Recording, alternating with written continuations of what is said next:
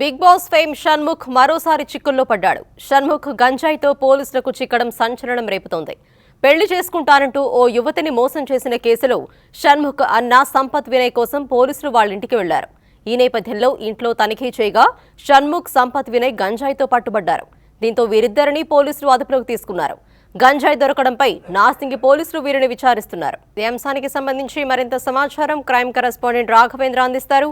రాఘవేంద్ర, సృజన YouTube fame YouTuber తర్వాత big boss fame Shanmukh అతని సోదరుడు చిక్కుల్లో పడ్డారు. అయితే అతని ఇంట్లో ఒక అమ్మాయిని మోసం చేసిన కేసులో పోలీసులు ఆ ఇంట్లో సంపత్ ఇంట్లో సెర్చ్ చేసిన పరిస్థితి ఉంది. సెర్చ్ చేసిన క్రమంలో ఆ ఇంట్లో 16 గ్రాముల గంజాయితో షణ్ముఖ్తో పాటు వాళ్ళ అన్నయ్య వినయ్ ఇద్దరు పట్టుబడ్డ పరిస్థితి. వాళ్ళని తీసుకొచ్చి నార్సింగ్ పిఎస్లో మనం చూస్తున్న ఇదే నార్సింగ్ పిఎస్లో విచారిస్తున్న పరిస్థితి ఉంది. అయితే ఎంతకాలం నుంచి వీళ్ళు డ్రగ్స్ సప్లై చేస్తున్నారు, ఎవరెవరికి సప్లై చేస్తున్నారు, బిగ్ బాస్ ఫేమ్లో ఉన్న వారికి ఏమైనా సప్లై చేస్తారు, సినీ ఫీల్డ్లో ఉన్న వారికి ఏమైనా సప్లై చేస్తారు, అన్ని కోణాల్లో పోలీసులు అయితే విచారణ జరుపుతున్న పరిస్థితి ఉంది. అయితే ఒక యువతికి సంబంధించి సంపత్ వినయ్ షణ్ముఖ్ సోదరుడు అమ్మాయిని పెళ్లి చేసుకుంటానని చెప్పి మోసం చేసిన క్రమంలో ఆ అమ్మాయి ఫిర్యాదు చేసిన నేపథ్యంలో వీళ్ళు సెర్చ్ చేసిన పరిస్థితి. రెడ్ హ్యాండ్గా వీళ్ళు దొరికినట్టు మనకు తెలుస్తుంది. ఈ నేపథ్యంలో ఈ బాధితురాలు ఏదైతే ఉందో ఆ బాధితురాలు నర్సింగ్ పిఎస్లో ఉంది. ప్రస్తుతానికైతే ఆ బాధితురాలతో పూర్తి స్థాయిలో వాళ్ళు ఆధారాలు సేకరించే పనిలో పోలీసులు ఉన్నారు. అయితే షణ్ముఖ్ సంబంధించి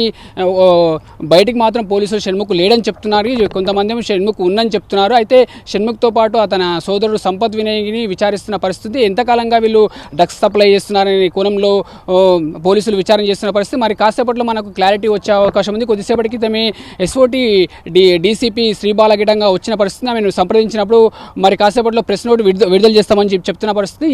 ఈ డ్రగ్స్ సంబంధించి ఎంతకాలం నుంచి సప్లై చేస్తున్నారు, ఎవరెవరికి సప్లై చేశారు, ఆల్రెడీ ఇప్పటికే తెలంగాణ పోలీసులు డ్రగ్స్పై ఉక్కుపాదం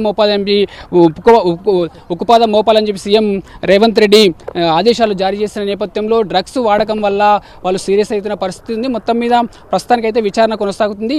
ఎంతకాలంగా వీళ్ళు డ్రగ్స్ సప్లై చేస్తున్నారనే దానిపై విచారణ అయితే కొనసాగుతుంది. సుజన, రైట్, థ్యాంక్ యూ రాఘవేంద్ర.